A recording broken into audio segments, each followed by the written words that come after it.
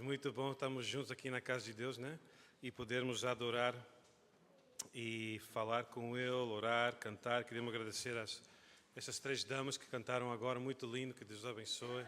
Às três sempre, muito obrigado por compartilhar conosco os dons. Quero convidá-los que abrem suas Bíblias no livro de João, capítulo 4. João, capítulo 4. Nós iremos começar a partir do verso 3, João capítulo 4.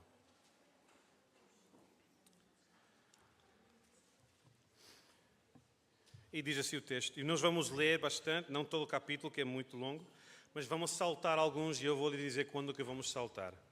Então, verso 3, deixou Jesus então a Judeia e foi outra vez para a Galileia. E era-lhe necessário passar por Samaria.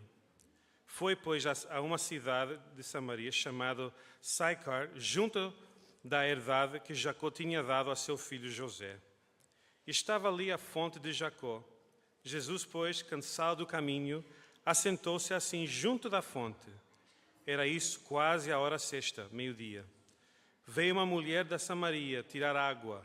Disse-lhe a Jesus, dá-me de beber, porque os seus discípulos tinham ido à cidade comprar comida.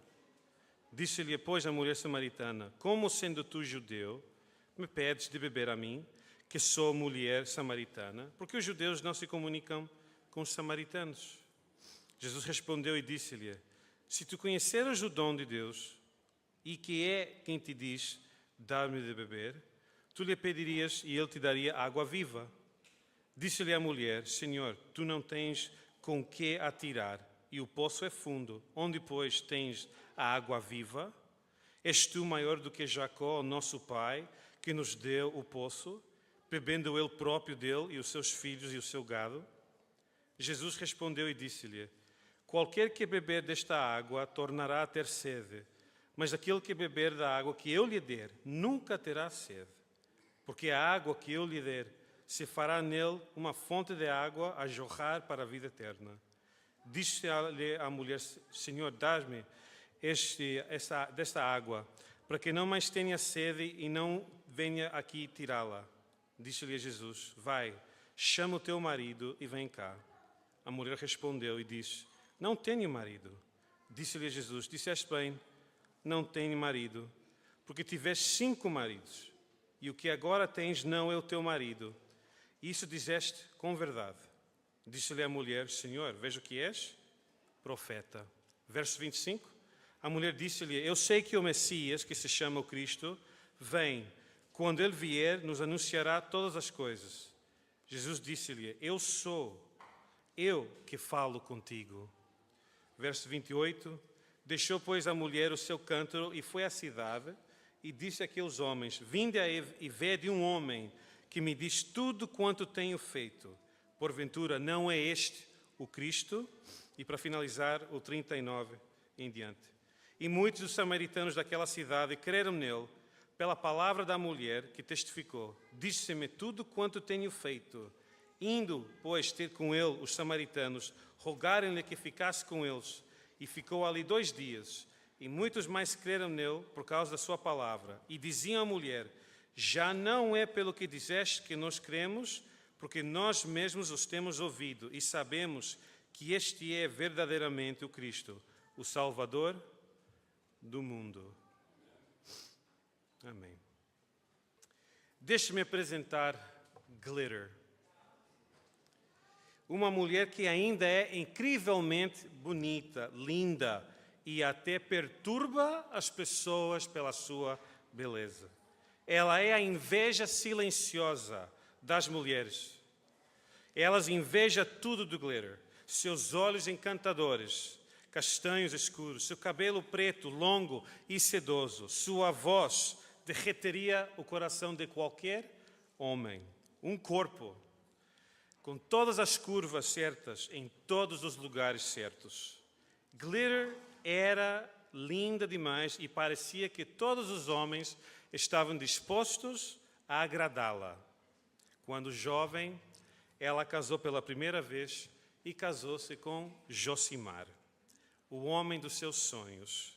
E Josimar era um homem bem-sucedido, dono da sua vida, e ele também amava ela. Mas o casamento logo se transformou em um desastre e ela ficou com o coração partido. Após o divórcio, ela pensou que nunca mais casaria. Mas Tiago, o charmoso Tiago, veio com flores, chocolate e promessas de fazê-la feliz. Ela subiu ao altar pela segunda vez.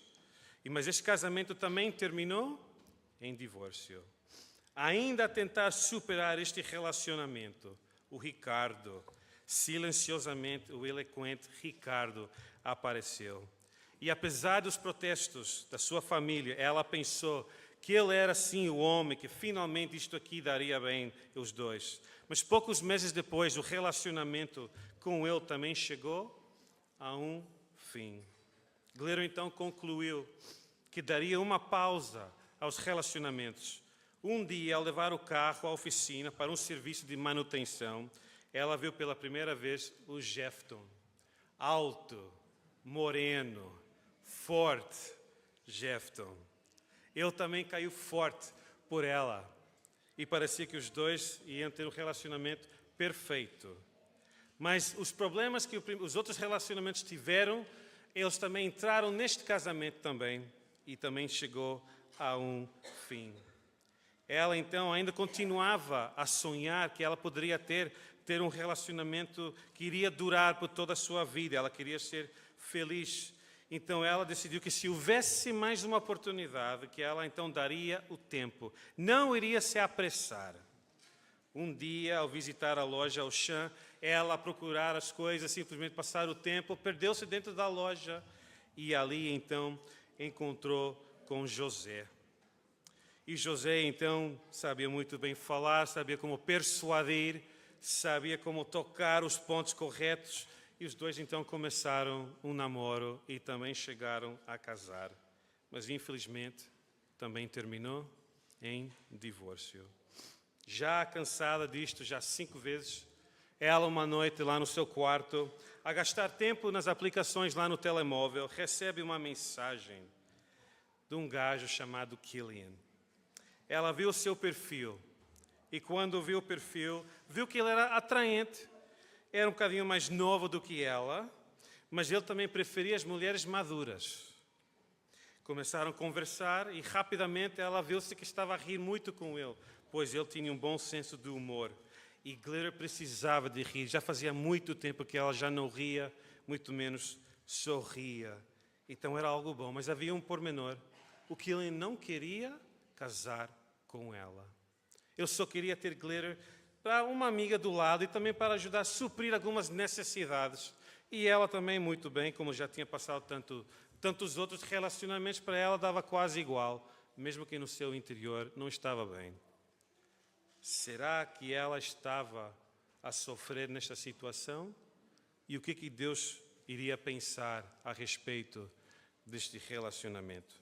Antes de nós refletirmos a respeito do diálogo entre ela e Cristo, eu gostaria que nós pudéssemos aqui olhar o que o texto nos diz e o que o texto não nos diz. Em primeiro lugar, João não comunica o nome dela. Mas ele dá um detalhe que é muito importante, a sua nacionalidade. Ela era de onde? Samaria. Segundo, ela era descendente de Jacó. Terceiro, João diz que Jesus sentou-se no poço por volta do meio-dia, mas este detalhe não revela a razão pela qual que ela esteve lá. Simplesmente a nos dizer que Jesus esteve lá meio-dia. Então ela foi lá para apanhar água, mas a questão sempre vem, mas por que ela está lá? Normalmente se ouça que ela vai lá para esconder de outras pessoas, outras mulheres, porque tinha uma má fama, então ela simplesmente vai para estar sozinha para ninguém incomodar. Mas o texto também não nos diz isto aqui. O texto, muito pelo contrário, é silêncio a respeito disto. Se calhar ela ia lá porque já não tinha água mais em casa, ela precisava ir lá buscar mais água. Ou se calhar estava na casa de uma amiga, faltou água e ela pediu que ela fosse lá a apanhar mais água e ela foi e fez o favor. Quarto ponto. Ela tinha tido 5 maridos E ela foi honesta. Mas não sabemos se ela foi divorciada 5 vezes também. Nós não sabemos. O texto está em silêncio, mas alguém vai perguntar, mas 5 vezes? Isso aqui é muito. O que se dá para uma pessoa pela 5ª vez num casamento como uma prenda, não é? São tantas vezes, o que é que vamos fazer aqui com ela? Não é muito comum isto. Eu tive uma ovelha, uma irmã de igreja, ela era uma irmã minha, eu fui pastor dela, e ela casou 4 vezes. Só que no caso dela, os primeiros 3 maridos faleceram. E quando o novo marido, o quarto, que eu conhecia, ele tinha uma certa intimidade com ele, eu até brincava com ele, dizia assim, é o seguinte, após o casamento, eu vou ligar de vez em quando, só para ter certeza que estás vivo e não faleceste também como os outros, está bem? Mas ela também, ela casou-se 4 vezes, então não é tão fora do normal, não é? Um bocadinho, mas não tanto também, não é? 5º, a narrativa não nos diz que ela era uma pessoa má que precisava ser condenada. Muito ao contrário, era uma mulher que estava à procura da verdade. 6º, ela fazia muitas perguntas e gostava de falar de Deus e gostava de entrar em diálogos profundos. 7º, o povo da sua terra, da sua cidade, gostaram do seu testemunho. Quando ela foi falar sobre Cristo, aceitaram aquilo que ela estava a dizer. Se ela fosse uma mulher de reputação não muito positiva, não dariam valor para ela. Mas o facto que ela vai lá, fala de Cristo, e as pessoas ouçam, querem ouvir mais, e eles dizem, porque acreditaram devido a ela, e depois estiveram com Cristo, e viram que não somente aquilo que ela dizia era verdade, mas que Cristo era muito mais além daquilo que ela descrevia. Ou seja, ela tinha credibilidade na sua cidade, com o seu povo. Estas são algumas coisas que nós sim sabemos pelo texto e algumas coisas que nós não sabemos pelo texto. Mas há um pormenor que é extremamente importante, que o texto diz. Por que Jesus foi lá? Diz que ele precisava ir a Samaria. Os judeus, já sabemos que os judeus e os samaritanos não se davam bem, não se comunicavam, havia muito ódio, havia muitas lutas, batalhas, havia de tudo entre eles. Então, para sair de Judeia para ir para Galileia, vice-versa, havia 2 caminhos. Dar uma volta mais comprida, mas pelo menos evita estar ou passar pela Samaria, ou fazer uma viagem mais curta, duração mais curta, mas tens que passar pela Samaria. E o texto diz que Jesus precisava passar pela Samaria. Agora, por que Jesus tinha que ir lá? Porque os judeus não iam lá. Os judeus eram um povo escolhido de Deus. Eles tinham também a missão de falar do Messias. Mas os judeus evitavam de falar os samaritanos. Ou seja, Cristo teve que ir a Samaria porque o povo escolhido rejeitou os samaritanos. O povo escolhido preferiu não ir a Samaria. Eles achavam que eles eram uma espécie de ser humano superior aos samaritanos. Parece que é algo que está a ocorrer ainda hoje, não é? Mas Jesus precisava ir, e ele foi. Mas quantos de nós estamos mais ou menos, às vezes, assim também? Queremos evitar certas pessoas que não têm a mesma cor da nossa pele, certas pessoas que não pensam igual, certas pessoas que não têm a mesma teologia, certas pessoas que simplesmente são diferentes e procuramos evitá-los.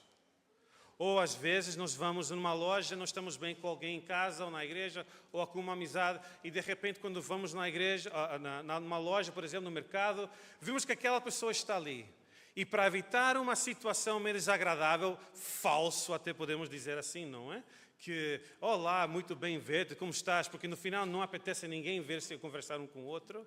Então damos aquelas voltas, aquela volta. Eu esqueci algo de repente que eu preciso para casa. E começamos a inventar e damos aquelas voltas enormes, simplesmente porque não queremos passar pela Samaria. O problema aqui é que Samaria está aqui sempre. Nós vivemos num sítio onde sempre temos que liderar com samaritanos, que aliás às vezes nós somos também samaritanos. Mas Deus também tem a tendência de colocar em nosso caminho pessoas que às vezes não queremos, mas Deus coloca, porque há uma missão, há um propósito, e Deus deseja que nós falamos e comunicamos e convivemos com eles. Mas é assim, nós não queremos interagir com eles porque eles não falam como nós. Não queremos porque eles não pensam igual a nós. Não queremos porque eles não leem os mesmos livros, não assistem os mesmos filmes. Eles não têm as mesmas fisionomias do que nós. Não se vestem igual a nós. Não comem igual a nós.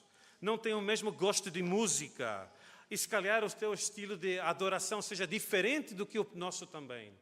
Procuramos evitar as pessoas de Samaria. Mas João nos diz que Jesus tinha que passar pela Samaria, porque ele vai onde o professo povo de Deus não quer ir. Quem é o nosso próximo? Não é aquele que parece igual a mim? O nosso próximo é todas as pessoas que Jesus ama. E Jesus ama todos. Todos somos próximos, somos o nosso próprio vizinho, o nosso próprio próximo, como também a dos outros. Mas voltamos a perguntar então, mas por que Jesus tinha que passar pela Samaria? Porque havia uma mulher que, olhando para ela, uma vida seca, um passado se calhar não os melhores, e Jesus tinha uma missão para ela. Mas não era judia? Não importa. Não era homem? Não importa. Mas Cristo se importava com esta pessoa. Por quê? Porque ela tinha um coração partido. E Jesus então vai até o poço. Ele vai lá e espera por ela. Interessante que nós vamos ao poço quando temos sede. Não há nenhum ser humano nesta vida que não tenha sede, não é? Ricos, pobres, não importa a nacionalidade, todos nós temos que beber. E quando temos que beber, temos que voltar ou ir até o poço. E quando chegamos ao poço, Cristo está no poço. Cristo não vai esperar até que chegamos na igreja para ter um encontro conosco. Ele está à espera lá onde a nossa maior necessidade se encontra. Seja desemprego, seja família, seja eu próprio, seja saúde. Cristo está lá naquele poço à espera que chegamos até Ele para poder termos um encontro com Ele. E mais tarde, mais cedo, nós temos que ir ao poço, temos que beber. Porque sabemos que o ser humano, quando não bebe água, quando deixa de beber por um bom tempo, fica aquelas olheiras, os lábios ficam de um jeito também, não é? A pele fica do outro jeito também, não é uma aparência muito saudável quando se bebe muita água ou deixa-se beber água. Mas o mesmo ocorre também com o cristão. O cristão que não está a beber da água espiritual também não tem a melhor aparência, também é afetado de uma forma espiritual também. Não tem aquela fé como deveria ter, não tem aquele mesmo gosto, aquela vontade de poder falar de Deus para as pessoas, porque está focalizado simplesmente em qualquer outra coisa, menos Deus. E quando está a passar fome, Cristo é o pão da vida. Quando está a passar sede, Cristo é a fonte da água também. Podemos perceber quando um cristão não está a viver da melhor maneira. Podemos ver quando o cristão está a passar sede. Então, Cristo quer fazer com que ela perceba que ela tem uma sede que somente Ele pode, unicamente Ele pode saciar. Quando voltamos ao texto, Jesus está no poço, está ao lado do poço. Os discípulos saíram, ela chega e começa então um diálogo entre eles. Nesse diálogo, há umas certas barreiras nesse diálogo também. A primeira é cultural. O que as pessoas iriam pensar? Um homem sozinho com uma mulher. Eu tenho um conhecido que ele dizia que se ele entrar num elevador, se ele visse que havia uma mulher lá dentro sozinha, ele não entrava. Eu pergunto, por que não vais entrar? Não, porque não quero dar um mal-estar, eu não quero um mau aspecto aqui. Bom, em primeiro lugar, não és tão bonito assim que as mulheres vão querer estar junto contigo também, não é? Mas outra coisa, por que não estás sozinho? Qual é o problema? É porque o mundo diz que um homem e uma mulher não podem ter amizade. E Cristo sabia disto aqui. Não, isto aqui não afetou a Cristo. Ele esteve sozinho com ela. A questão também nacionalidade. Ela era samaria, Cristo era judeu. eles não se davam bem. Então, como é que isto aqui que os dois estão a se comunicar? E uma outra barreira, mal entendimento. Quando olhamos a Cristo, isto aqui é uma possibilidade. Quando Cristo diz para ela, se tu conheceres o dom de Deus, Cristo está a dizer, eu sou o dom de Deus. Eu sou a prenda, a maior prenda de Deus nesta terra. Se tu conheceres o dom de Deus e quem é o que te diz, dá-me de beber, tu lhe pedirias a Ele que te daria água viva. Agora, coloca-te, especialmente as mulheres aqui, no lugar dela. Ela já teve vários relacionamentos. Ela já ouviu todos os encantos que um homem poderia inventar para fazer com que ela se sinta a mulher mais linda, mais preciosa e tentar para persuadi-la. E agora ela está a ouvir alguém dizer assim, eu sou o dom de Deus nesta terra. Pedes de mim o que tu queres, eu te darei tudo. Coloques no lugar dela. E ela, sem estar impressionada pelas palavras de Cristo, o que é que ela diz? Tu nem sequer tens um copo para então apanhar água. Quem és tu aqui? Não és alguém tão importante. Ela já ouviu todas as frases que um homem poderia utilizar para se meter com uma mulher. Então Cristo precisa levar o diálogo para o outro lado. Porque ela acha que ele está a falar dele próprio no sentido de água natural. E ele está a falar dele próprio, mas algo espiritual. Então, quando ele explica mais um bocadinho, ela diz assim, dá-me aquela água. Eu quero beber desta água. Mas ela continua a pensar, água natural. Cristo então precisa fazer com que ela perceba que desperta nela a necessidade da sua falta de água espiritual, não somente corporal. Cristo então diz, vai lá chamar o teu marido. Já vamos agora entrar no assunto. Se calhar ele perguntou tudo isto simplesmente para saber se eu era solteira. Eu não tenho marido. Muito bem, disseste a verdade. Mas já tiveste? 5. Agora imagina a bomba na cabeça dela agora explodir, não é? Como é que ele vai saber disto? Nenhum judeu iria saber este pormenor da minha vida. Sim, tive 5. E Cristo diz, sim, tiveste 5 e agora estás com um que não é o teu marido. E ela diz, pois, é assim. Ela foi honesta. Ela não está a esconder nada aqui. Já é uma mulher já com uma certa idade, já madura. Ela está bem na sua própria pele, aparentemente. Mas ela não está aqui a dar desculpas a ninguém, ela não está aqui a pedir perdão, não está aqui para nada disto. A minha vida é essa e pronto. E agora o que é que vamos fazer então? Então Cristo começa a falar algo que ele está a tocar. Porque nenhuma pessoa vai ficar bem, seja por morte ou divórcio, casados 5 vezes. Porque pelo menos 5 vezes ela não foi suficiente. Por aquelas 5 vezes ela não foi alguém alegre porque não durou nada. Se calhar ela não podia ter filhos. Mas os maridos não iam saber disto. Somente na hora que ia perceber que algo está mal aqui. E aí descobri que se calhar ela era o problema, então divorciaram-se dela. No final, nós não sabemos porque não duraram, mas mentalmente, emocionalmente, isto aqui não fez bem para ela. Não sabemos como foi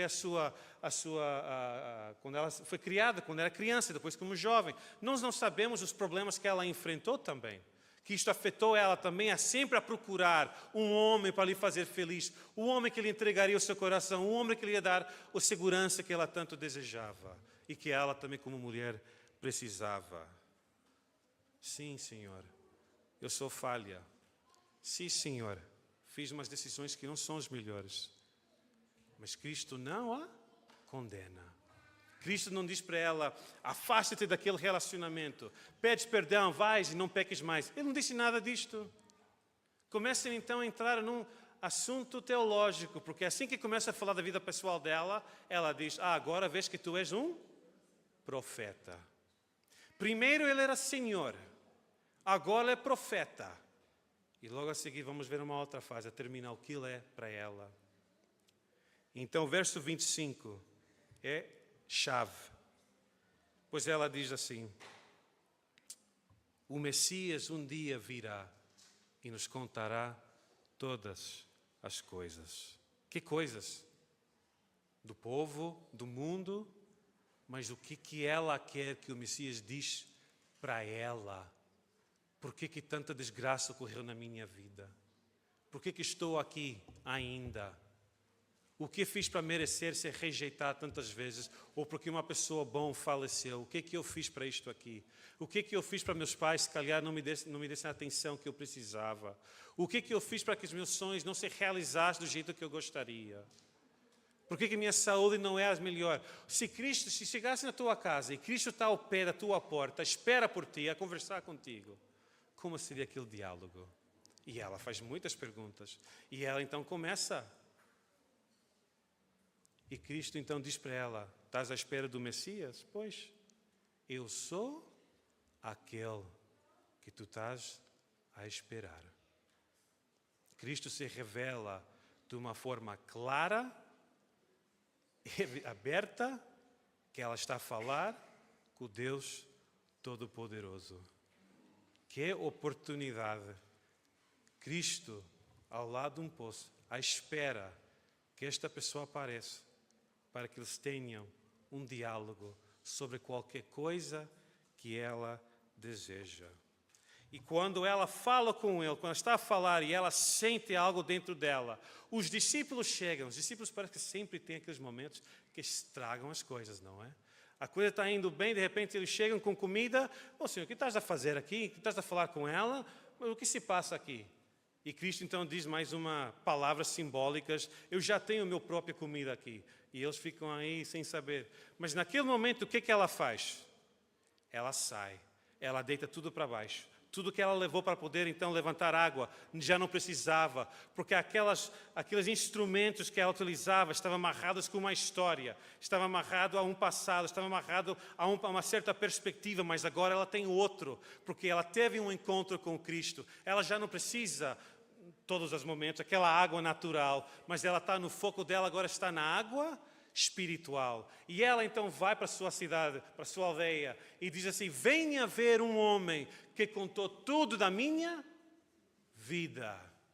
Não diz que me perdoou, não diz que me condenou, não diz mais nada, simplesmente diz que contou tudo da minha vida. Ou seja, simplesmente aquele ato de Cristo passar tempo com ela, e ela agora leva esse sentimento, esta responsabilidade que ela recebeu, esta graça. Porque para nós aprendermos e sentirmos a graça de Cristo em nossas vidas, temos que chorar, às vezes amargamente, pelo pecado, pelo arrependimento e pelo sofrimento e pela culpabilidade também. Ela já teve muito disto já. E agora ela pode banhar-se na graça de Cristo. E ela agora vai contar para todos. Cristo não diz para ela, vais, conta para as pessoas. Não, é automático. O perdão está ali. A missão está ali. E ela vai lá e conta para as pessoas quem é este Cristo. Primeiro ele era Senhor. Passou a ser profeta. E agora é o Cristo. É meu Redentor. E nos momentos difíceis dela, Cristo aparece. Ele pode remover a dor e a vergonha. E pode dar um amor que nunca tivemos a experiência de sentir. 5 vezes ela acreditou em falsos compromissos amorosos. 5 vezes ela caminhou até o altar do casamento. 5 vezes ela apanhou o nome do marido. E 5 vezes ela errou. O seu atual amante ou namorado, seja o que for, nem sequer lhe dar um nome. Mas o homem número 7, Jesus, no poço de Jacó, levanta esta mulher que perdeu 6 vezes e lhe dá uma água viva. Jesus se torna o seu noivo. Venha ver este homem. Jesus não somente estava a revelar quem ele era, mas estava a revelar para ela quem ela era também. Despertou nela a necessidade que ela não podia por ela mesma, seus próprios esforços. Mas agora ela ter experiência com o próprio Todo-Poderoso, com o próprio Criador do Universo. Isso lhe dá uma força. Isso também nós podemos ter se tenhamos e procuramos ter aquela experiência com Cristo. Mas temos que ir lá ver e ter com este homem. Ela abraçou esta experiência e durou tanto que ela levou e contou para todos. E todos aceitaram. Já era uma pessoa com credibilidade. E agora? Um cristão com credibilidade e ainda uma experiência com Cristo é um cristão perigoso. é um cristão que vira o mundo para a glória de Deus. Venha a ver um homem. Ele é um Deus. Este Jesus Cristo não é um mero judeu. Não foi meramente um judeu, um homem. Ele é um Deus que ouve e responde às orações. Está empenhado em transformar vidas, salvar almas, curar doentes e quebrar barreiras raciais e de gênero. Ele é aquele que encontras quando passas por momentos delicados. Se caíres, Ele te levanta. Se falhares, Ele te perdoa. Se estiveres fraco, Ele te dará força. Se estiveres perdido, te mostra o caminho. Se tropeçares, Ele te mantém firme. Se há mágoas, Ele te cura. Quando enfrentares problemas, Ele te conforta. Se tiveres medo, Ele te dá forças. Se estiveres partido, Ele te arranja. Se tens fome, Ele te alimenta. Se tens necessidades, Ele providencia. Se enfrentares provações, Ele estará contigo. Se fores perseguido, Ele te protege. Se estiveres doente, Ele te cura. E se morres, Ele te ressuscitará. Cristo, venha ver um homem. Jesus Cristo, o nosso Salvador. Que Deus vos abençoe. Amém.